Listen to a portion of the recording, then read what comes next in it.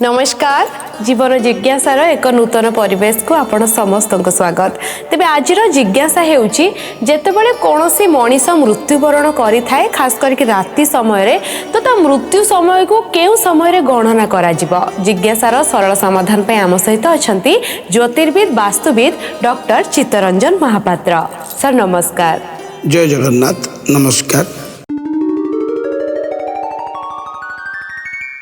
बहुत जानिबा जिनिस रही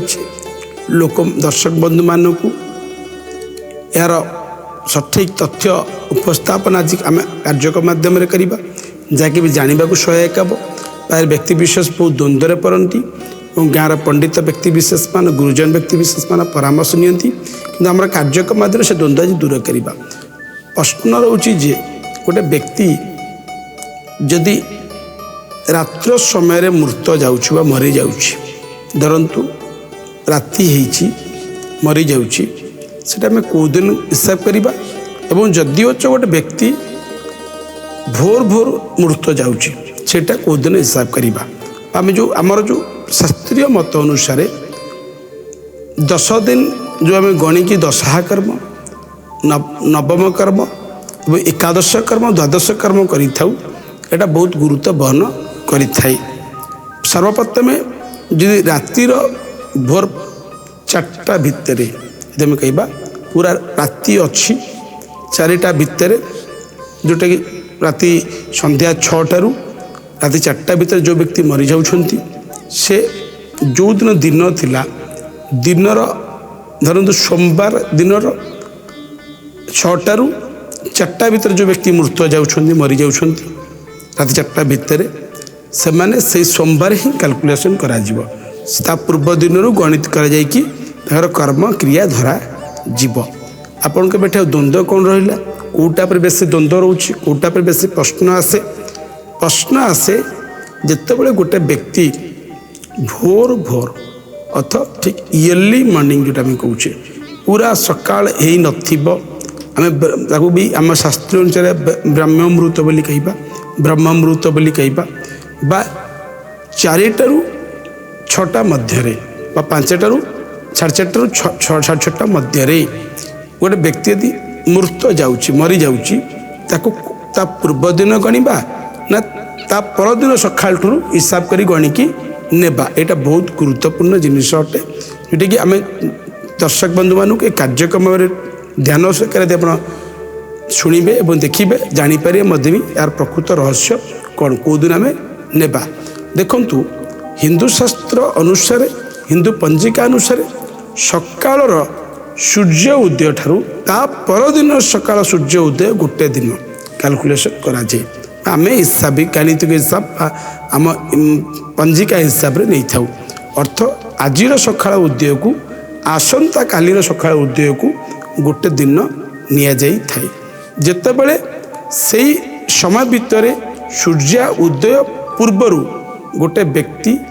मृत जाऊँगी मरी जाऊँगी तो से गोटे दिन आम धरी नवा अर्थात पूर्व दिन कैलकुलेशन करा जाए। तेणुक आप सब मुंडरे रखिए से दिन सूर्य उदय कौ समय होउछि अर्थात धरतु गोटे व्यक्ति 5टारे भोर 5टारे मृत जाऊँगी किंतु 6:10 सूर्य उदय होउछि सेठी आमे कैलकुलेशन करिबा जानिबा गोटे व्यक्तिर कौ दिन गणित नवा हिसाब करिबा ता दशा एकादश कर्म आम सहाय्य करिबो सेटा जानिबा पई कि आमे बहुत कष्टसाध्य हुए किंतु एठी आपण कार्यक्रम माध्यम रे दर्शक बंधु मानक मु कहि रखिबी क्लियर हो जाइथिबे जेपर्यंत सूर्य उदय हेई नांती तो ता पूर्व दिन गणित करा जिवो अर्थात सूर्य उदय हेई नांती माने रात्र अछि तो 5टा भोर 5टा जो व्यक्ति मृत जीव ता पूर्व दिन ही कैलकुलेशन करा जिवो किंतु बेले बेले समय परिवर्तन हेतु कौन हुए ना भोर 5टारे मध्य भी सूर्य पंजिका अनुसार समय अनुसार उदय ना भी फर्चा हो जाए अर्थात सकाळ हो जाए से समय मध्य आप द्वंद्व पड़े से समय को आम पूर्व दिन नवा ना ता परदिन हिसाब करवा। जदि मुंडरे रखी थे गोटे जिनिस सब मूल्य गुरुत्वपूर्ण जिनिस जदि गोटे व्यक्ति मरी जाइए मरवा समय संपूर्ण भाव में सूर्य आसीचंती पूरा आलोकित हो जाइए परिवेश बा आम बाहरटा पूरा आलोकमय हो सूर्य द्वारा जना पड़ू सब जिन मुह छाई छाई आम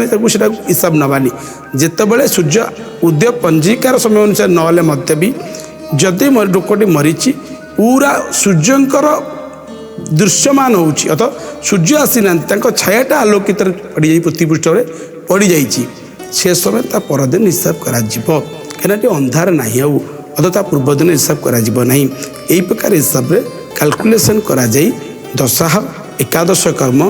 गणित करिकी आमे नहीं थाउ तेणुक आपने निश्चित भाव में रे राति 12टा पर मध्य व्यक्ति विशेष कहते मरीगला परदिन हिसाब करें ता नुहे रात्र जेपर्यंत रही अंधार जेपर्यंत रही आलोक आसीन जेपर्यंत ता पूर्वदिन हिसाब कर जिते सकाळ सकाळ दृश्यमान छाई छाई पड़ुची से समय व्यक्ति मृत जाऊँगी आम अनुभव करुचे तो सेटा ता परदिन हिसाब कर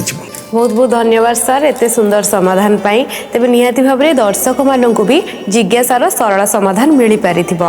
आगु मध्यम आपण पाखक आसबि एक नूतन जिज्ञासा और ता समाधान नहीं से पर्यंत रोचु नमस्कार।